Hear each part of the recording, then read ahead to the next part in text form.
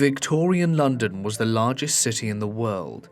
It was home to dark and mysterious figures, including Jack the Ripper, Gothic bogeymen, and various ghostly entities. In October of 1837, a young girl would have an encounter with one such creature. Join us as we explore the tale of HeeledJack. But before we get into the video, I want to thank today's sponsor, Established Titles. Established Titles is a project based on a historic Scottish custom, where landowners are referred to as lairds, or lords and ladies in English. So by buying as little as 1 square foot of dedicated land, you too can officially change your name to Lord or Lady. This even comes with a unique plot number, so you know its exact location. Something that I love about Established Titles, apart from the fact that it's a fun and great last minute gift, is that you're supporting global reforestation efforts. They plant a tree with every order and work with global charities like One Tree Planted and Trees for the Future. The first 200 people purchasing a title pack using my link will effectively be next to my plot, and we can even build our little Forgotten Lives kingdom. Thanks again to Established Titles for sponsoring this video. Go to establishedtitles.com/Forgotten Lives to shop their early Black Friday sale, plus get an additional 10% off any purchase with code Forgotten Lives and help support the channel. On a late autumn day in 1837, a girl by the name of Mary Stevens was making her way to work at Lavender Hill, a district in what was then the southwestern edges of London, and which just a few decades earlier had still been part of the countryside beyond the city. Stevens had just come from Battersea, where she had visited her parents. As she was making her way through Clapham Common between Battersea and Lavender Hill, a terrifying incident occurred, as a strange, almost demonic figure bounded out of an alleyway at her. The creature assaulted Stevens, tearing at her flesh with the claws he had instead of hands. Stevens later reported that the creature's touch was stone cold. She screamed when it attacked, and the figure was evidently startled enough by that it quickly released her and fled. This was apparently the first sighting of the entity, which would soon become known as HeeledJack. By November of 1837, numerous further sightings had been made across London. They described a creature which was said to appear suddenly, often jumping inconceivably large distances in front of individuals or moving coaches on London's streets. Several coachmen reported having to suddenly try to stop the horses pulling their coaches as the creature appeared almost out of nowhere in front of them and then scrambled away just as quickly. Another witness claimed that the mysterious assailant had bound over a 9-foot-high wall while cackling maniacally. Within weeks, the reports of this strange entity were circulating widely across London, and many wondered just who, or what, had attacked Mary Stevens and several others. By the end of 1837, concern had grown to the extent that the Mayor of London, Sir John Cohen, published a letter in the newspaper The Times in the first days of 1838, trying to allay fears about the sightings. In it, the mayor reassures the citizens of London that this was in fact some individual dressing up and visiting many of the villages near London in 3 disguises: a ghost, a bear, and a devil. However, it was claimed that this was the result of some prank that was being played, most likely by a member of the British aristocracy, as they would have the fundings necessary to stage these elaborate hoaxes. A number of infamous sightings followed early in the year 1838. One of these occurred on the night of the 19th of February when 18-year-old Jane Alsop answered the door of her father's house in Old Ford in what is now the Tower Hamlets region of London. She later claimed that when she opened the door she found someone pretending to be a policeman wearing a large cloak. When she brought a candle out to get some light, she was attacked by the figure, who she claimed vomited blue and white flames from his mouth, and then tried to tear at her neck and arms with hands that were claw-like. After a few terrifying moments, the creature had scampered off across the fields. A police investigation followed, but it was inconclusive. One neighbor reported seeing a young man in a large cloak nearby around the time of the attack, but the only suspect was a local carpenter called Milbank, whose alibi was that he was so drunk on the evening in question that he couldn't remember where he had been or what he had been doing.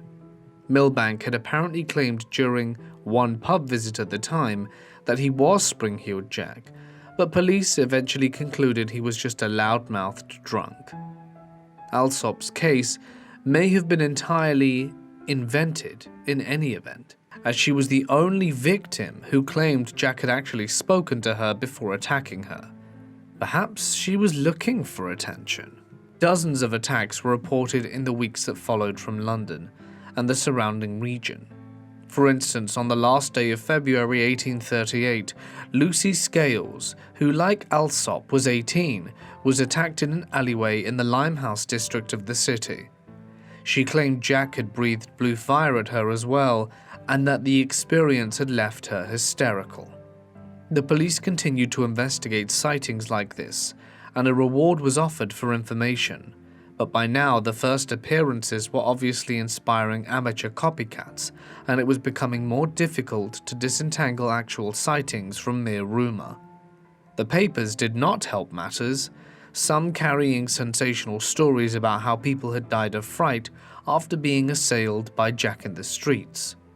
By this time, the alleged characteristics of Spring-Heeled Jack had been largely established.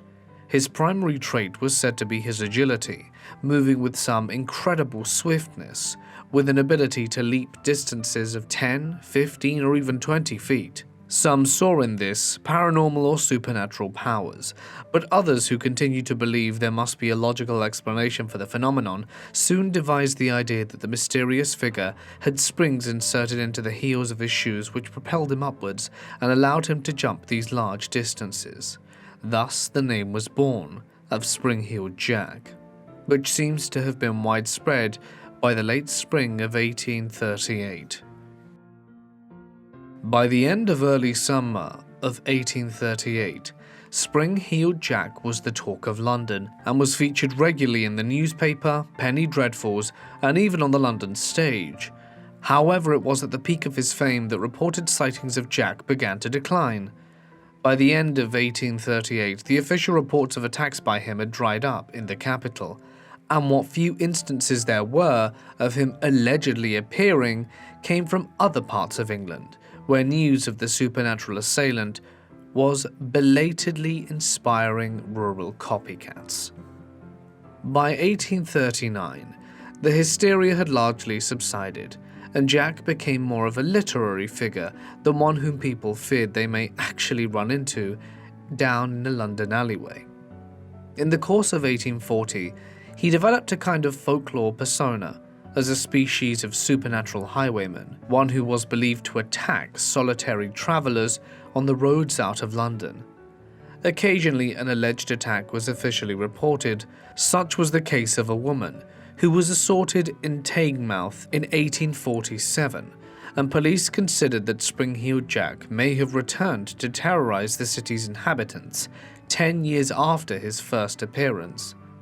More distantly, the spectre of Spring-Heeled Jack was raised again in the early 1870s, when there were reported ghost sightings in quick succession at Peckham in southeast London and in Sussex. The last reports of people believing Spring-Heeled Jack had returned seem to have occurred in Liverpool in 1904, over 65 years after the first sighting of him in London. In seeking to understand the phenomenon of Spring-Heeled Jack, historians and cultural commentators alike have offered differing opinions and theories to explain the entire episode. Some have sought answers in the paranormal. For instance, many 20th century writers suggest Jack was an alien of some kind, while others have considered that Jack was some sort of half-man, half-monster, a cryptozoological entity not unlike Bigfoot or the Chupacabra.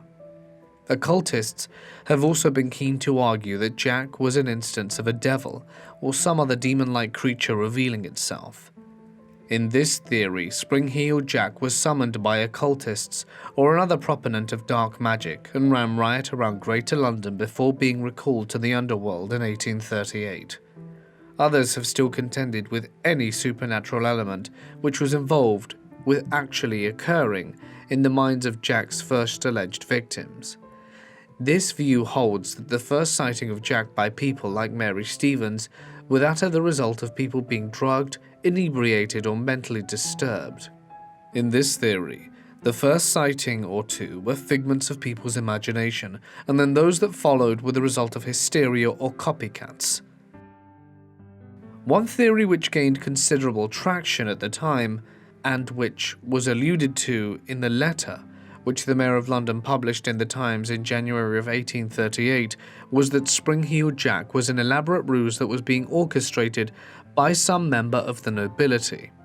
This theory at the time held that some noble had lost a bet, and the payment was to fabricate the appearance of some supernatural being around London.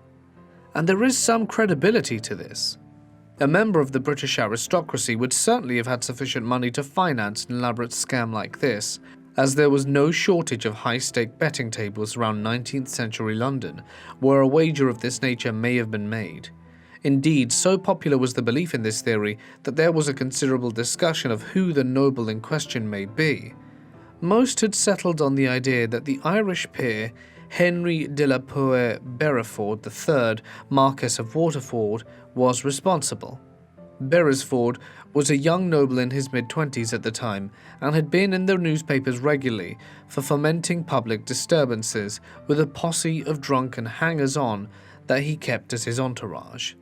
For instance, in April 1837, they had arrived inebriated to Melton Mowbray, where they attacked a toll booth keeper and a police constable and covered them with red paint.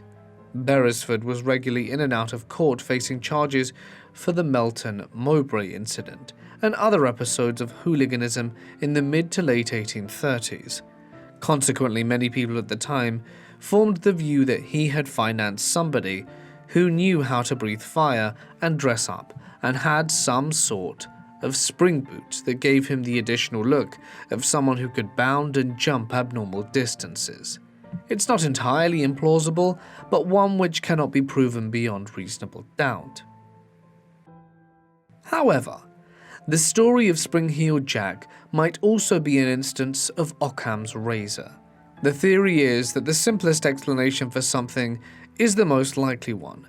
In this case, the most likely explanation is that a society which was prone to believing in legends about gothic monsters and the supernatural was primed to blow a folk tale which was developed in 1837 completely out of proportion. In the 19th century, tales of the supernatural and gothic horror abounded. There were regular reported sightings of ghosts and other entities in the city of London from the 1800s onwards. By the time Spring-Heeled Jack suddenly started appearing in London tales of the supernatural, horror stories and that of monsters were being published and finding huge audiences across England in the shape of the penny dreadful, cheap pulp fiction publications.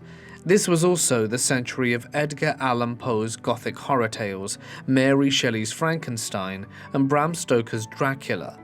In this environment, it's quite plausible that the story of Spring-Heeled Jack was based on some unexplainable, unusual occurrence in late 1837, and most of what followed thereafter was down to people letting their imagination get the best of them at a time when people were already primed to believe in the supernatural and characters straight out of penny dreadfuls.